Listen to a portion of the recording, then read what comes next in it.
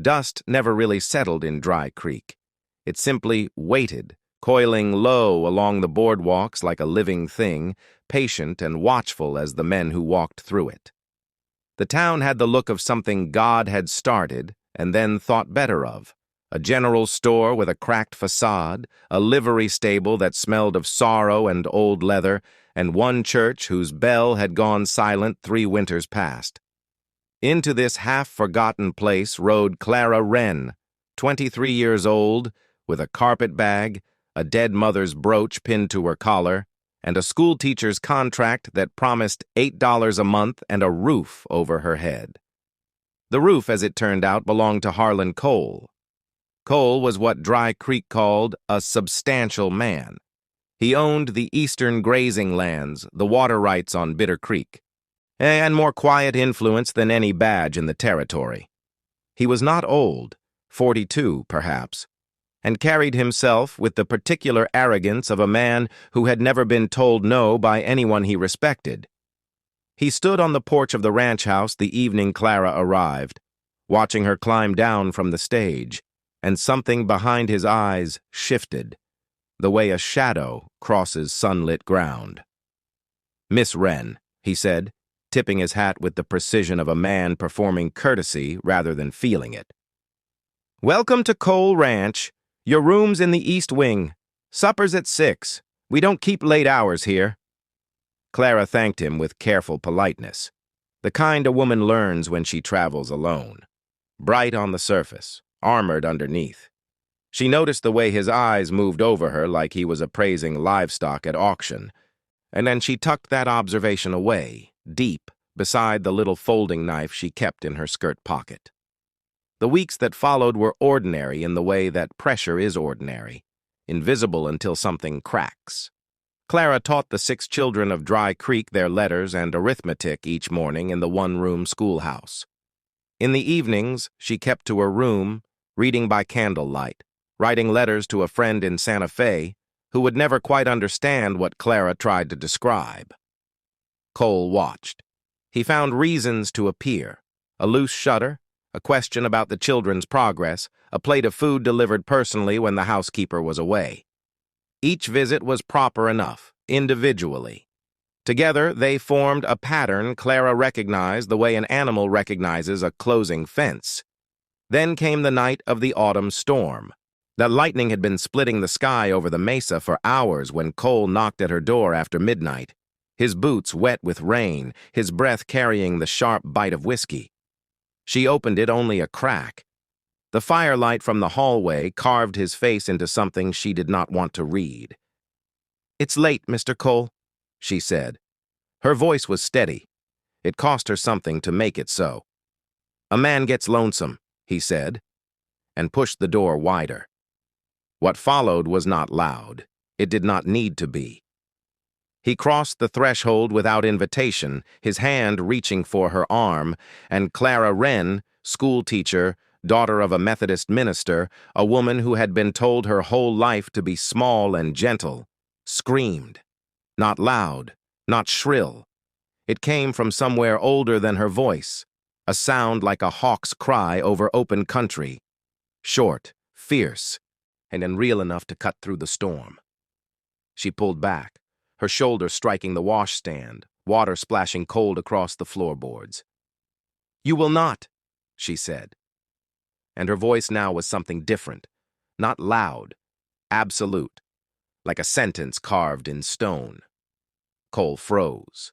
Something in that stillness, the overturned basin, her eyes, the way she stood between him and the door like she had been standing there all her life, seemed to reach him where the whiskey had not. He stood there a long moment, rain hammering the roof above them both, and then, without a word, he stepped back into the hallway and pulled the door shut behind him. Clara stood alone in the dark room, her hand pressed flat against her sternum, listening to the sound of her own heartbeat until it slowed to something she could trust. She did not run. And that surprised even her. She had spent the hours before dawn seated at the small writing desk, the candle burned to a nub, thinking about what running would mean, the forfeited contract, the town's whispered judgment, another road, another risk. And she thought about what staying might mean if she chose it on her own terms. The desert outside her window slowly turned from black to violet to pale gold, the way it did every morning, indifferent and magnificent. She found Cole at the corral fence before sunrise, his back to the house, watching the horses move through the gray mist. He had not slept either. She could tell by the set of his shoulders, the way a man carries guilt when it is new enough to still be heavy. She walked toward him through the pale grass, her boots leaving dark prints in the dew. She did not wait for him to speak. "I am going to say this plainly, Mr. Cole, and I expect you to hear every word of it." She stopped 2 paces from him. "What you did last night was a wrong thing, a shameful thing. I believe you know that this morning in a way the whiskey would not let you know it last night." Cole turned to look at her. The gunmetal light of early morning made him look older, or perhaps simply truer. His jaw worked slowly. "Miss Wren, I am not finished." Her voice did not waver.